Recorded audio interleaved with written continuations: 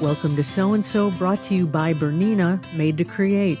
I'm Meg Goodman, and you're about to enjoy a casual conversation with a special member of the sewist community. A conversation about how they got started, what inspires them, what excites them, and their connection to this community. Our guest today is Kristina Wong, a performance artist, comedian, writer, and elected representative who's been presented internationally across North America, the UK, Hong Kong, and Africa. She's been a guest on late-night shows on NBC, Comedy Central, and FX, and an actor on film and TV.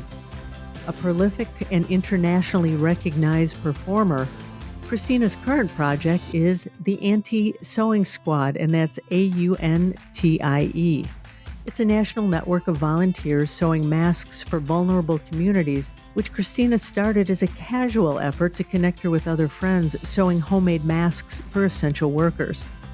Originally intended as a 3-week stopgap, the Auntie-Sewing Squad is still sewing and has since exploded into a network of hundreds of active aunties across the United States who have shipped tens of thousands of masks to vulnerable communities across the North American continent.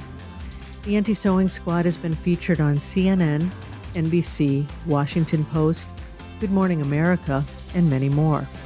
And coming soon, We Go Down Sewing, which is a cross between an anthology, memoir, and a visual record of the work of the Auntie-Sewing Squad, will be published in the fall of 2021. Hi, Kristina, and welcome to So-and-So. Hi, Meg. I feel like I have such street cred now in the sewing community. Thanks for having me. Absolutely. You're doing a lot of stuff. A Yes, lot of stuff. too much all the time. And with your performances, you've got one coming up soon, and all throughout the year, and those take up a lot of your time. You've also found room for the Auntie-Sewing Squad. So let's go back to the beginning with your sewing and tell us how you learned to sew. Well, sewing has always been a part of my life. I went to grew up in San Francisco where I went to public school, and I could have chosen to do orchestra or home ec, and I always had regrets around not choosing orchestra until this moment right now. But I learned to sew in a home ec class. But my mother also sewed, and it's something that the women in my family always did, whether it was repair clothing or not. My grandparents, who were immigrants from Toisan, China, had a laundry and alterations business also. So I come from a family where a lot of extended family members worked in garments. Um, our garment, whether it's making garments or cleaning garments, was part of our passage into Mm-hmm. America. Mm-hmm. So some of that I picked up from them, but I never became like a very expert tailor.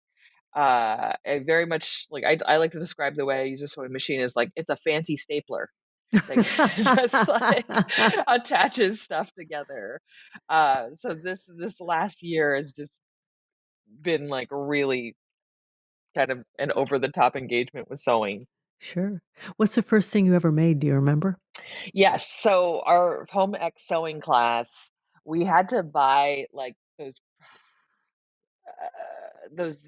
they're those. I don't even know if they make these any the yardage, and it's like it's a kit, and you actually cut around the shape, and then like you sew a pillow basically. um and it was a teddy bear shaped pillow from the store, but I don't even know. I guess you can still buy those things, but it would be trickier to find the fabric store. I guess you at this point you go to like a corporate store like Joann's or something. But then back then we had like the smaller own fabric stores that had those things, and we spent like a few weeks working on this pillow. Like one day was just cutting, then it was just making the darts. Then then we run it through the sewing machine and turn it inside out and sew it shut. But I'd always like hand sewed to repair things like buttons, watch my mom sew quilts, and helped her. But I was never like super hardcore in terms of taking on projects like that. And only recently in the last few years started sewing the set pieces for my show, and that's with felt, which you don't have to seam. So let's talk about those wraps. Before we do, though, do you still have that pillow? don't know. I think if it is, it's at my parents' house, and I was talking with my friends about how parents' homes is, like, where we just stash things that we're, like, hoarding. We've turned their homes into, like, extended storage. I don't think that's unique, though. I think a lot of parents' homes are storage places. Yeah. If I do I know we had it for a long time because I totally remember what it was Christmas themed, Uh-huh. and, yeah, I totally remember it. I remember how mean my home ec teacher is, Mrs. King, and how she would just, like, just scream at students, like, stuff that you couldn't even get away with now, and, like, I remember one student accidentally like, someone else's project from another class was there, and he accidentally cut into his project and was this is, like, so inappropriate to tell you, but she would threaten she was like, "Oh, you just cut so and so's project, he's a very big guy." Oh. Like, basically threatening that this student is gonna come for you because you cut into his final project, which I, like, reflect on now, I'm like, this is so ridiculous and so wrong, but I remember she was just, like, terrifying. Times have changed. Times have changed, but that's how I learned to sew, like, she was my first sweatshop overlord, I guess.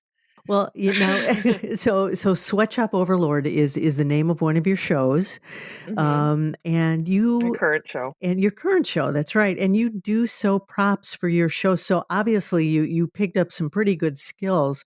Let's talk about your inspiration for these props, and, do you have a favorite that you've created?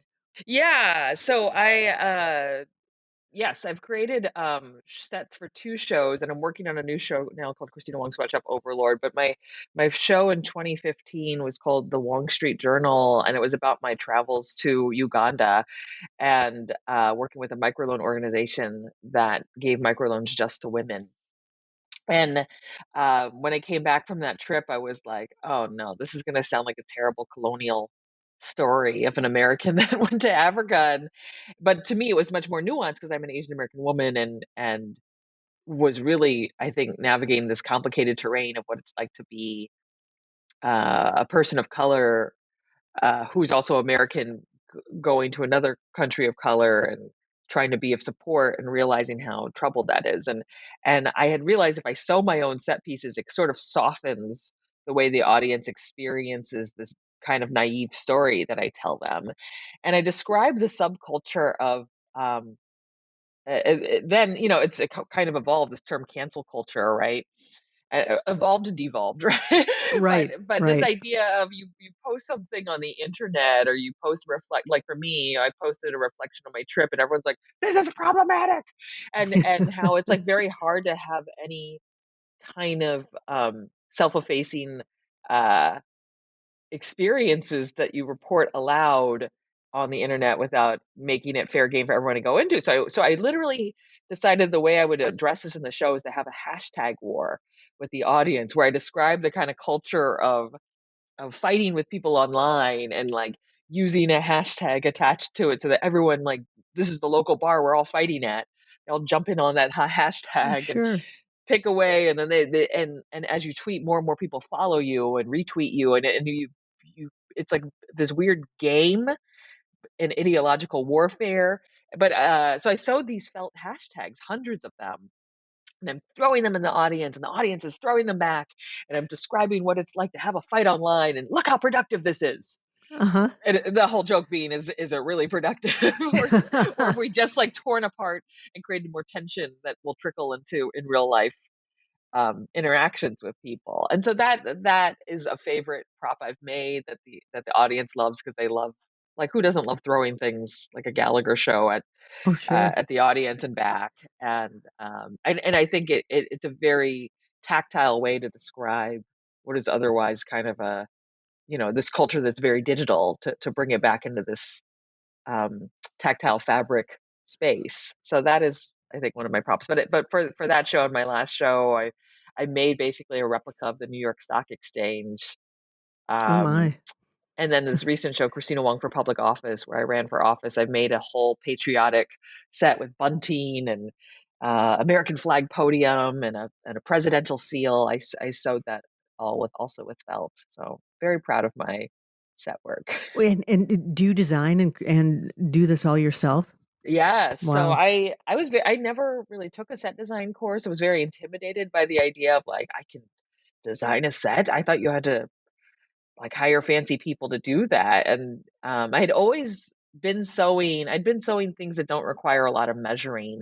So I sew a lot of dolls, and I was doing it mostly to sort of relieve stress from from my line of work and make little like presents like that if a baby was born, make them a owl with wings and stuff and all this kind of stuff that I could just estimate and guesstimate. And I just stumbled upon one day like, how are we going to explain the culture of internet wars, or how am I going to go through this talk about this complicated story about me going to Africa without an audience just sort of resenting me. And it was like, oh, if I make all my sets and props, it'll endear me a little bit to them so they can listen a little longer as I tell these not so flattering stories about myself, but then also talk about what I learned in the process and get into the complexities of it. And it works. And it worked. And it was intimidating, but it was really just hanging about making large wall hangings. And I think sometimes people, as I've learned, are very intimidated by sewing. Um, but if you can kind of just look at it like it's a fancy stapler Right. and like ease into like like that, you don't have to make a wedding dress on your first go, Mhm. you know, but maybe just like a little doll, make a little doll for somebody and go, oh, I made that. That wasn't that bad. That was easy. And free yourself to think, the eyes don't have to exactly be 2 inches apart. Like you can have an eyeball here, you can have mismatched buttons, and I think that can be quite freeing. And I just lent that thinking to, all right, I've never made a set before, but I was the best person to do it because I know I tour my shows and I usually need to get these sets into check-in luggage, and then when I get to a place, need to be able to take up a lot of space really quickly. And sets made of metal or wood, I'd have to freight and spend thousands of dollars to send. Whereas fabric, I just kind of unfurl it and clamp it or pin it to a back wall, depending what kind of space I've been given to perform in. And I can take up a lot of space very quickly for very little money.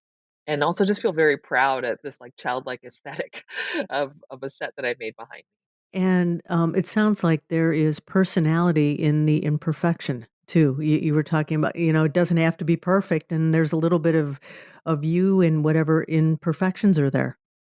Yeah, and I think it's sort of I think that's the aesthetic that now my work sort of leans on is sort of the childlike, the sewing and the you see the little bubbling on the Mhm. fabric, and you can tell that the stars were sort of sketched out by hand and cut out by hand. And I think there's so much more of appreciation for the work when you Sure. can see things like that.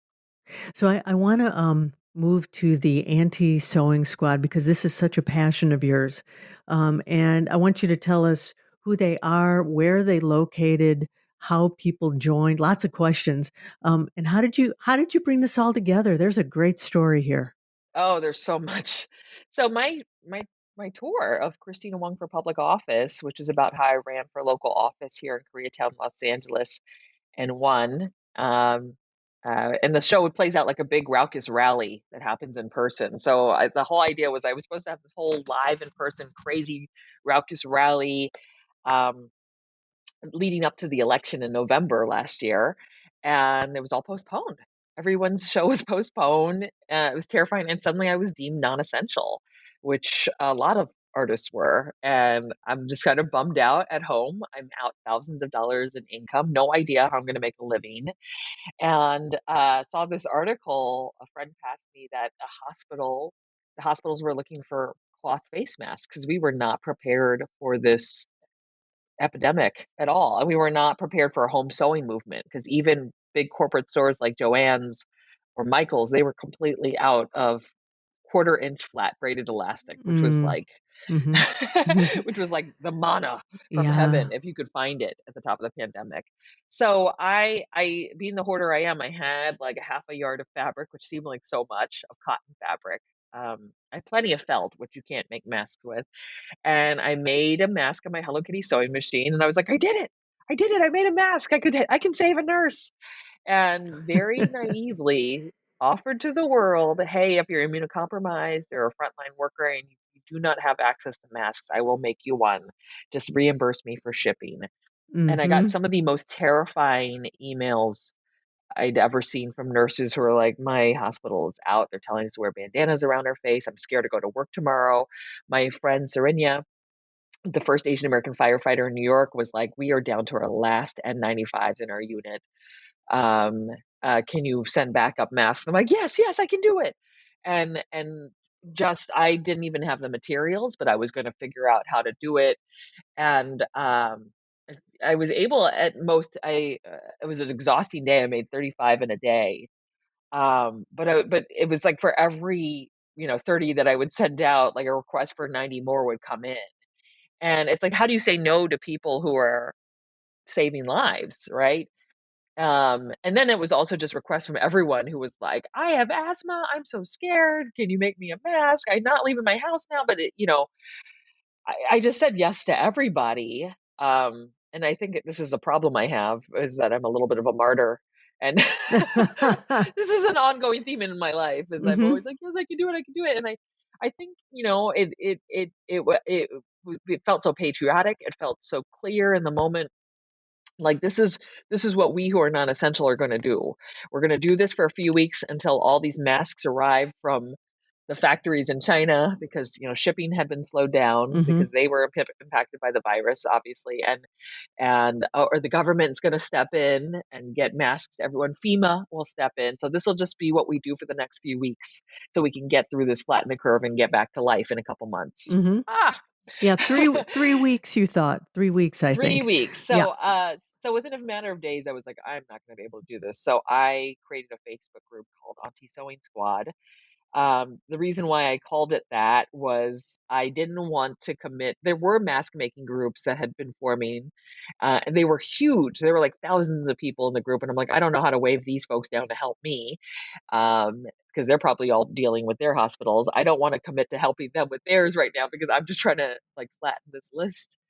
And I don't want to commit to something big by calling it masks for COVID or masks for America. And yet the great irony is we are like still standing as a group, and these other groups have closed. So, and I called it Auntie-Sewing Squad because of my neighbor who was helping me cut was like, yeah, aunties right now are basically being deployed to fix this. And I love this image of aunties because it makes me think of a non-threatening immigrant lady who who's just kind of caring and sweet, who's basically doing the work of a soldier. So, I had no idea that the acronym was ASS. I literally was like half reclined on my bed, panicked, creating this group. And I just added a few friends who I saw were sewing, and they all happen to be Asian women, which is not, I don't think, is a coincidence. It's not that they were my friends and that's why they were Asian, but because they also had family members who were seamstresses and garment workers, and that's how they had learned the skill. And here we are. We're suddenly the Auntie-Sewing Squad. And when you start a Facebook group centered around sewing, it doesn't run itself. Like, masks do not automatically appear. It Right. was complete panic in the group. It's not like we were experts at doing this. And there was still a lot of misinformation going around, like, masks are optional. Like, even the CDC was like, it's really to prevent a cold, and it's if you're already sick. And of course, obviously that shifted rapidly. Mm-hmm. So we're like reading all these efficacy studies, like what we could find. We're reading all these patterns. We're like, do we put it in a filter pocket? What kind of filter do we get? Oh, is these filters safe? Like, it was just mass panic. And because I had been everyone, who couldn't sew was just feeling helpless. They were throwing donations at me so that I could make masks for folks. But the crazy thing was there were no materials to buy. So it was more like an issue of like, we need labor. So I ended up running the group and mailing elastic and fabric, and collecting fabric from people, whether it was people who worked in interior design or people who just dropped off their quilt, um, the quilt stash, or someone dropped off old clothing, and I was like, I really can't use your old socks right now. No one wants. I know we're desperate right now, but we can't put old socks Not that on desperate. doctor faces, right? But like but it was like people were cutting up T-shirts at the top of this. And I had to like direct this and mail this to people in different. We weren't organized regionally. A lot of these groups were organized regionally, and I was sending stuff all over the country. And every week we'd have like requests from 100 new people to join, and and it was just like such mass chaos because people themselves weren't covered, let alone the most essential of workers. And so it was just there was a lot of confusion too in the group because some people came to us as if they could just order masks, and it was becoming clear that burnout was going to become very real really quickly.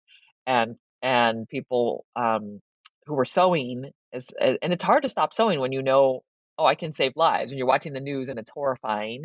So I was like, we need to come up with a system to care for the aunties, but I don't want to use the donations that we've been getting for masks to like pay for Postmates delivery or whatever. So people were also offering me pizza because they saw how stressed out I was. Pizza fixes everything. Yeah.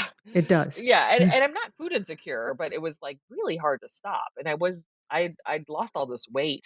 I have since gained it, Meg, but Pizza does that but too. from just running around, like, I'd wake up in the morning to a bunch of texts, like, "I know someone who works, for this fashion company, call them right now. I know someone who does this."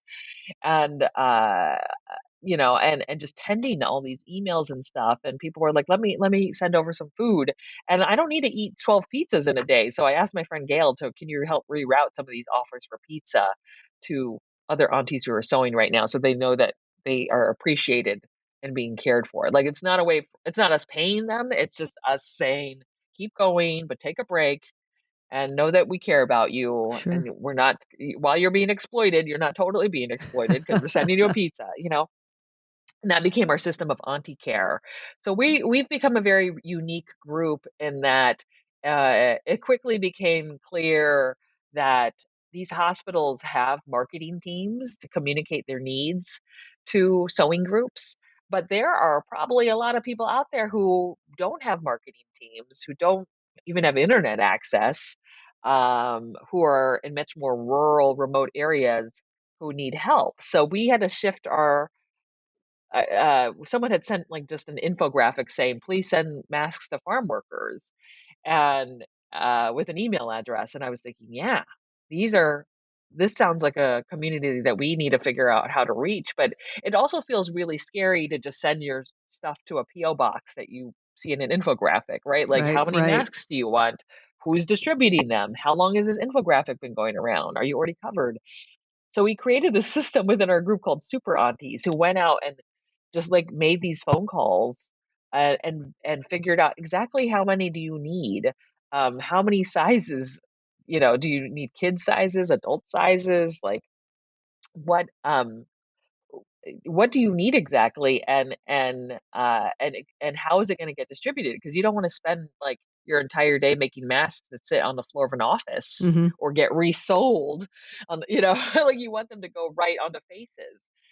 And very quickly we ended up shifting from it went from medical workers, of course we won't charge you, of course we, to like, you need masks, what's wrong with you, right? Because a few months in, it's like, once the supply chain began to restore itself, it made no sense that these billion-dollar hospitals need our free labor Mhm. as much as farm workers and um, indigenous uh, reservations and those communities that were really poor. We were also sending to migrants seeking asylum at the border, Mhm. and incarcerated communities Mhm. who were super impacted, and a lot of that took a lot of vetting and researching. And when we looked at all these communities, we were like, wow, what they all seem to have in common is they all are communities of color.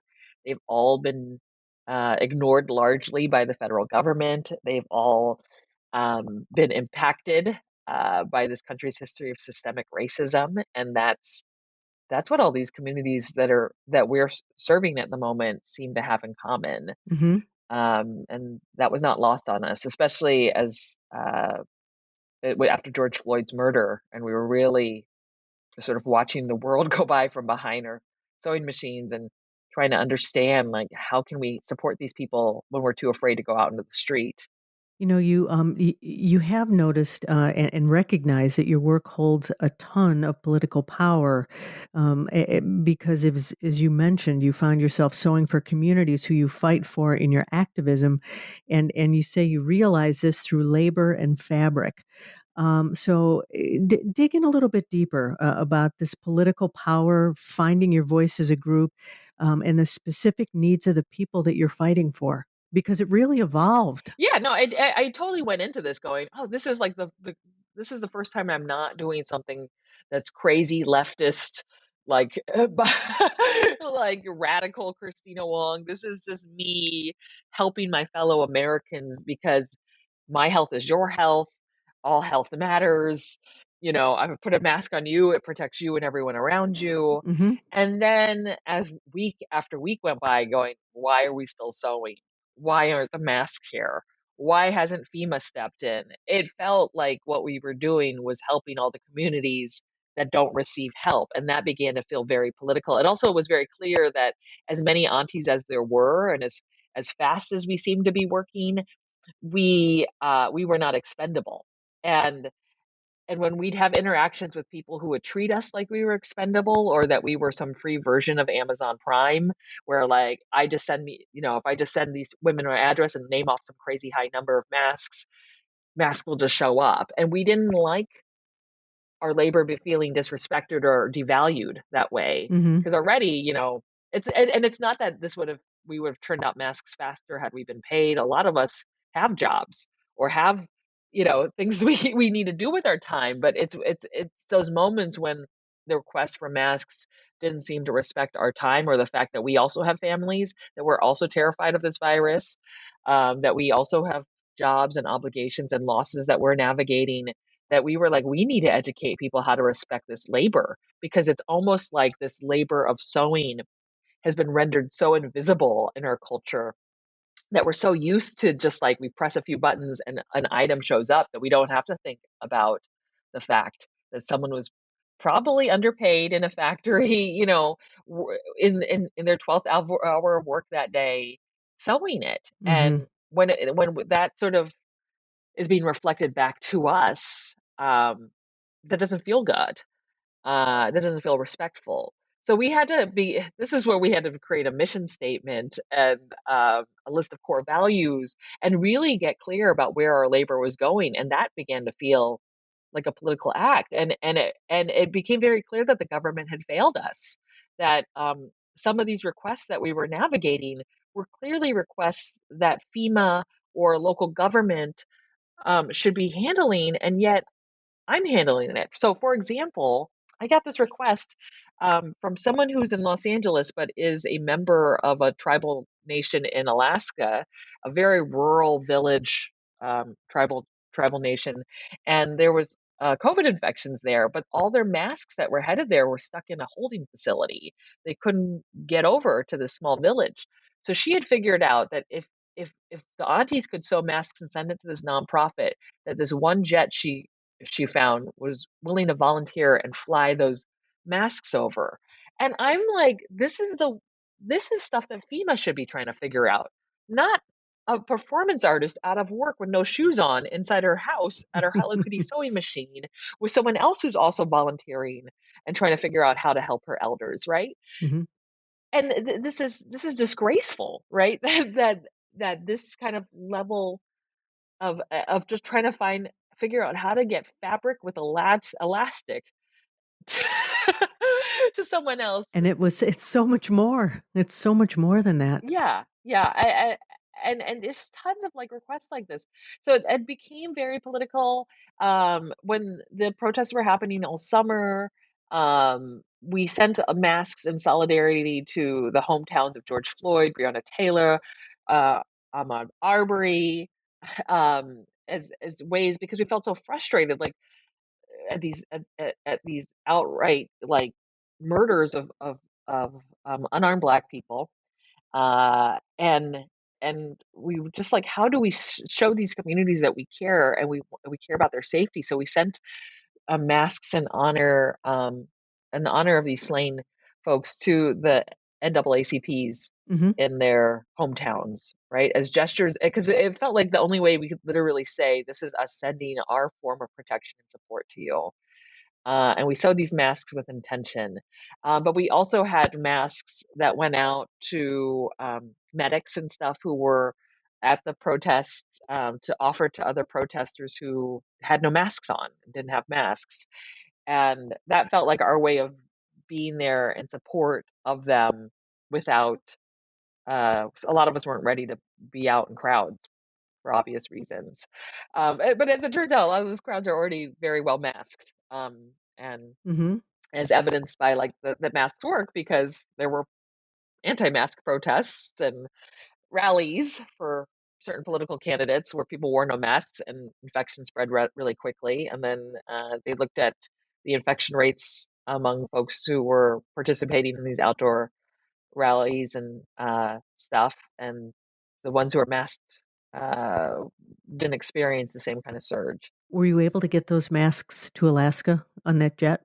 Yes, yes, yes.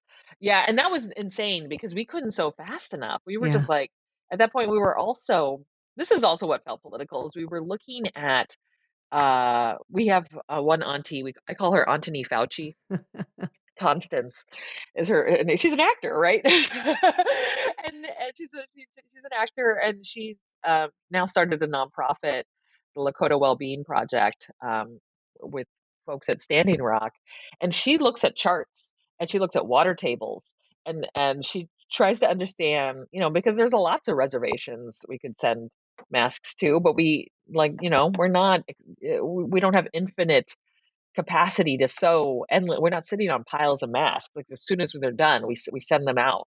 Like as soon as we can get them out of here. Mm-hmm. And their governor had lifted a mask mandate and checkpoints for testing, and that and unfortunately, Standing Rock, as a result, suffered huge infection rates. And you also have families or multi generations are living in the same home. So if one person's infected, they all get sick very quickly. So we felt like we are going to send, I think the first pledge was like 5,000 masks to Standing Rock, uh, almost in defiance of this governor, right? We have to get them masked because the culture of the state is not, um, and policy almost like makes it seem like it's okay to walk around without a mask. And if she's lifting their mask mandate, then clearly she's not providing masks for people who live here, and certainly not in these rural areas on these reservations. So that felt really political. It felt like our own version of protest.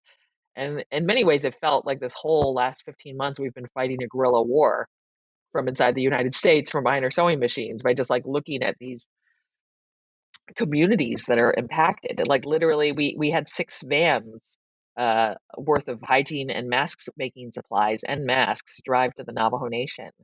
And this is not to the tribal government, but to other mutual aid efforts, Mm-hmm. right? Like people who are sort of working outside systems that didn't work to create their own systems to try to get stuff to the communities who weren't accessing it. It truly has evolved from day one. Yeah. What's really, and no telling where it will go. What's super impressive is on your website, which is Auntie-Sewing Squad.com.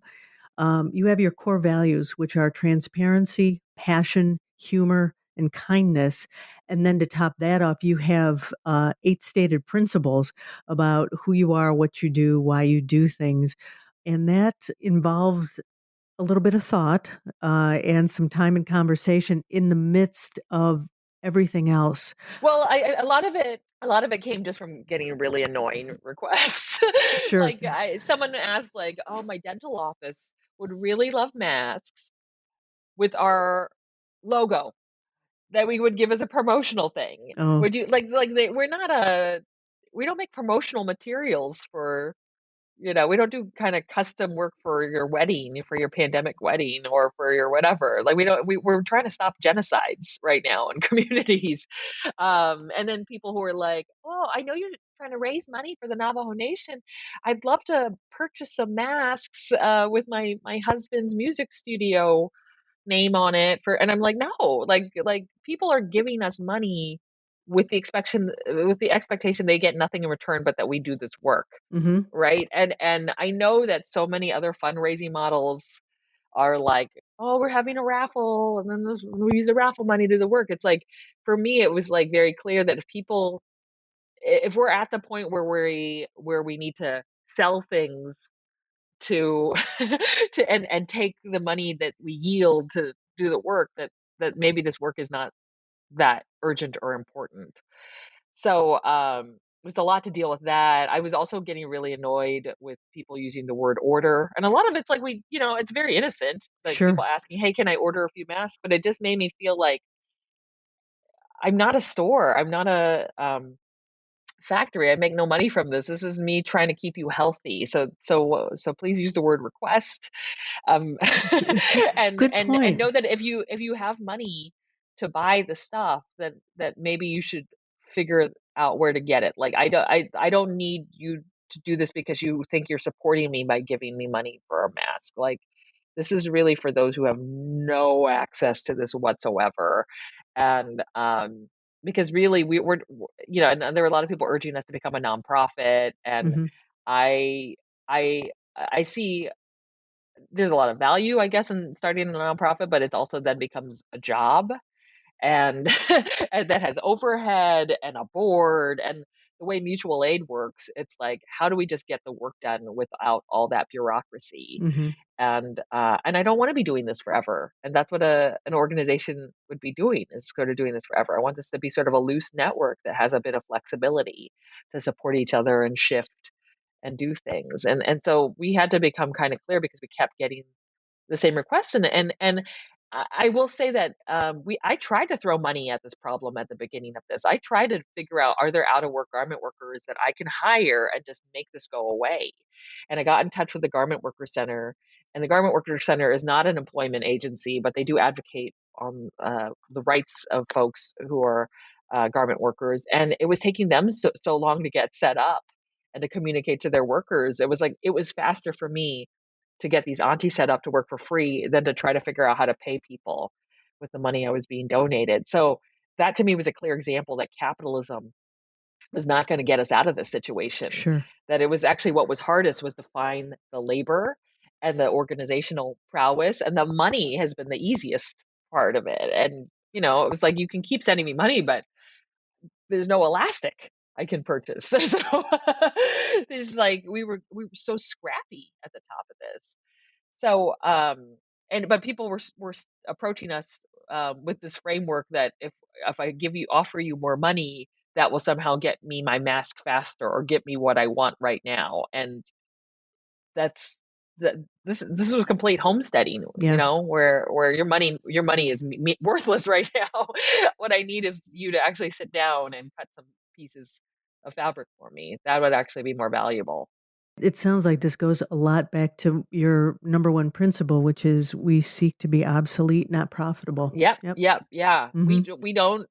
Some of the aunties are like, "What if we make menstrual pads? And what if we?" And I'm like, "You can do that, but I don't. But I don't know if you understand, aunties. Like, my living room look at many points in this pandemic looked like a warehouse, looked like a medical supply warehouse. So I just had rolls of fabric coming in and out of the house, and still right now I have like all these sewing supplies that and I do feel like we are in our last chapter, and at this point, it's really about us getting masks to these communities that just aren't able to access any kind of overstock or free masks.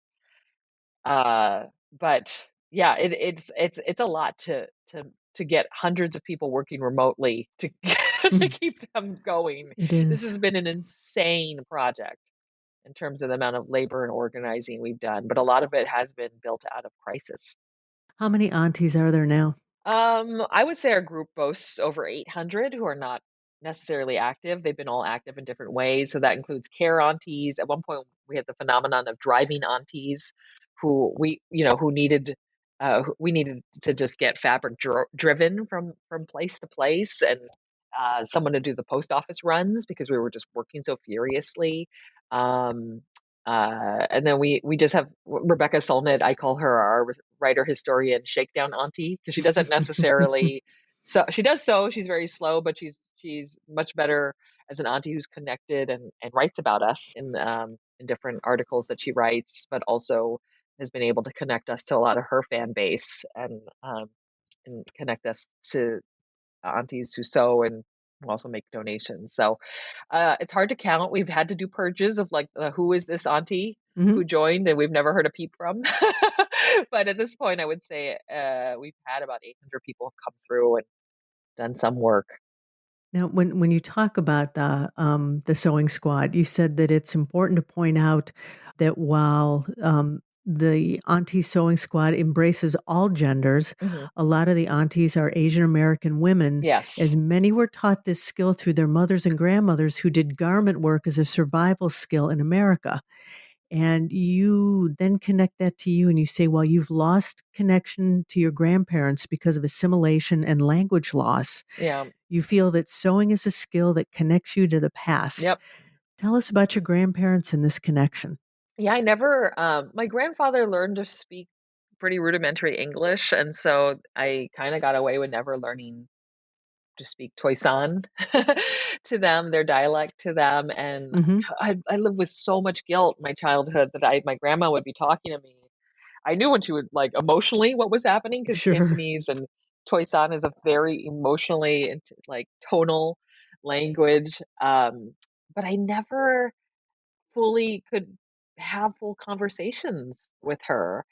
And as I went to college and like was an English major and like studied so much about theory, I just felt so disconnected to any kind of skill that I felt like I just became this weird theory person. But sewing and knitting were like kind of the skills that I could do that women have done for generations. And I remember working at I do have one grandmother who's still alive, and I was knitting a scarf and I passed her the needles, and I have a very hard time communicating with her too. And she started to add stitches to it, and it was like the most profound thing that Sure. we had like worked together on this scarf, and it was a language we both knew. She still knew how to do stitches Yeah. on it. So that's a thing. I think when I was in Uganda watching women sew on like the foot powered um the non-electricity powered sewing machines, like how people stop in the street and check out cars, like I would like stop on this on the street and check out their sewing machine, and felt like that's so cool that like while I don't really totally understand this particular sewing machine, that's so cool that's something that you and I can do, because otherwise I just feel like this weird colonial presence here. But you had a common Yeah. language in Yeah, the with the sewing. Yeah. Yeah, sewing. yeah. Yeah. And um it's if you've ever made a gift for someone, even if it's kind of sloppy, it's a lot of you're like looking at their time in each stitch, especially knitting. You're really like looking at like each inch of that has been touched with a finger, Mhm. right? And even sewing too. So um so that's sort of what was this connection. And I think the joke that I was becoming a sweatshop overlord came very early on, in that I was like, oh my god, all the first volunteers are Chinese. This is like this weird ancestral destiny where like my grandparents who worked these like blue collar jobs, like no one's dream is to like have a laundry, but their dream Right. is to be an American, and to have American children who can take advantage of the American dream. So they went through this pain of working these long, crazy hours in these jobs that they were maybe quote unquote overqualified for. For Chinese Americans, garment labor was almost like one of the few options of labor, because they were considered the yellow peril when they came to America, Mhm. and the white settlers who were already there didn't like the idea that Asians were coming for our jobs. We see the sort of theme now with immigration that Mhm. so and so is coming for our jobs, and so they took the jobs that no one wanted to take, which is cooking, caretaking kind of labor, and also sewing and garment work, which is very underpaid. So when I saw that all my first volunteers were Asian women, I was like, "Oh my God, we're Mhm. doing it again." Like America failed to prepare, and now we are like now we're all college educated, but we're doing this labor that our grandparents did so that the nurses don't die, and it was sort of a survival tactic for me as a comedian to lean into that humor Mhm. of your sweatshop overlord, you better keep sewing or I'm gonna chop your fingers off, right? This sort of persona of this overbearing, unreasonable boss Mhm. that's like yelling at. So that's become the sort of point of humor in the group is that I'm the overlord, and now not all the aunties are Asian American, but they still call me the overlord, and a lot of the humor in the group is like, better keep sewing or Or you're gonna else. chop off she's gonna chop off her fingers, and there was a point too when it was really bad in that spike, and I remember thinking, that this is the end of the world, and if we're gonna go down, we go down sewing, Mhm. and I just felt like General Patton or like, this military commander, like going, "We're just gonna keep sewing to 'cause what else are you gonna do? Just sit and panic?" Sure. So Sure. Christina, what's your dream for the future of the aunties and what's next for you? well, as hard as this year has been of this project, I will say that this group has taught all of us involved in this just what it's like to be generous with each other. I mean, I've met so many people. When you meet people in the context of like you're also in this group sewing masks, um, because you care about other people, it sort of connects you to people in this very specific way. And because our group is the Auntie-Sewing Squad, the aunties have come into the group connecting to each other with this sort of family vibe, right? We refer to each other as aunties and super aunties, and we've even gotten thank you letters from groups where this one guy signs off nephew Jorge and his thank you, and it's like so sweet, right? It's perfect. So we've become this kind of like weird pandemic family, and yet most of us have never met each other in person. And I feel like I have all these like sisters and brothers and non-binary siblings all over the country. If I'm traveling in their town, we can immediately just have a meal and speak as if we're all old friends. And I look forward to what I call our retirement parties, where the book comes out our book comes out in the fall, and where we have book launches in different communities where aunties live, and we meet each other for the first time and have potlucks and open sewing, and we talk about like what it was like to do this labor and at this time in the world, and what it was like to give so generously and connect to people out of such care and generosity, and how we take that forward. Because I had never felt so generous in my life the first days of that few years, but for a few days of that pandemic, I was just like, wow, I feel so giving. Then I was like getting like, okay, okay, we're now 5 months of this and I'm getting kind of drained. But to care for each other in this way was incredible. And I think we can learn a lot about how to be in the world Sure. from this point of generosity. And so I just sort of hope we can kind of share that story with those who've benefited from our labor and others who didn't know what to do in this time and are thinking of ways to give and be. And it seems counterintuitive when everything seems to be taken from you to give more, right? Like that seems so weird Mhm. and scary, but that is actually what helped a lot of us survive and find our power. And the story is still being written almost every day, and you Oh, have no every idea day. what the next chapter is gonna be either. Every day. Yeah. Yeah. So, and I'm also touring my show, Kristina Wong Sweatshop Overlord. I think it's okay to announce, but in the fall, I will be doing a real life show in New York City at New York Theater Workshop. So this show that I've been developing on Zoom, I'm going to rewrite for a live audience in November and tell the story of this crazy guerrilla warfare sewing group that I started out of the pandemic and what we learned. And I think particularly what's poignant, there's one thing we didn't talk about is because so many of us are Asian American, it was very clear that there was a lot of backlash, and there still is a lot of backlash against the Asian Americans right now. Mhm. And we as a groups really felt it after the Atlanta massacre, when the spa workers 6 spa workers of Asian descent were massacred, and then 2 others. And the group has become not just like about like get work done, but we talk a lot about why our labor continues to need to exist. Hmm. But also, we were sort of expressing, a lot of aunties were expressing how fearful we felt about going out into the street. Um, that while this pandemic, this health pandemic is ending, we are now in this ongoing racial pandemic for many communities of color. But I think especially for a lot of Asian Americans, this is the first time we felt this frightened to be out Hmm. in public, in the street.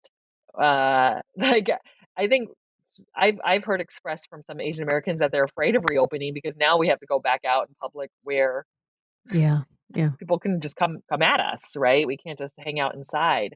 And so as a form of auntie care, we a few things happened. One, we released a statement about the violence, which is something that usually political groups do. And here we are, a sewing group, releasing a statement on the anti-Asian violence, connecting our labor of caremaking to the care work that a lot of Asian Americans have performed when they get to this country, especially these spa workers, and sort of referencing the connections to the way this labor is gendered Hmm. and racialized often, and it's often associated as like both massage work and sewing work is often just associated with Asian women do this work.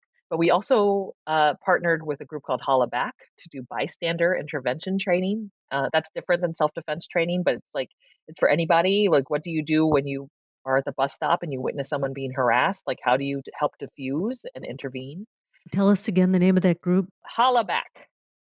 Okay, that's important. Holla Back. Hmm. Yes. So we've partnered with them to get the word out about that training. But we also did a self-defense training within our group with a dojo in New York, Hmm. so that the aunties feel safer. Serinya, who I brought her up, the first Asian firefighter in New York. So the great irony is, a year ago, I made her fire unit masks, and now she is distributing these self-defense weapons for your keychain and a mini handle arm. She got white allies to help pay for these kits to distribute to Asian elders, and youth, and women, and Asian Americans who would feel safer if they have them. So a lot of the aunties who've been sewing masks now are receiving this form of, like, who've been sewing protection are now receiving this form of self-defense protection from someone who I sent protection to a year Hmm. ago.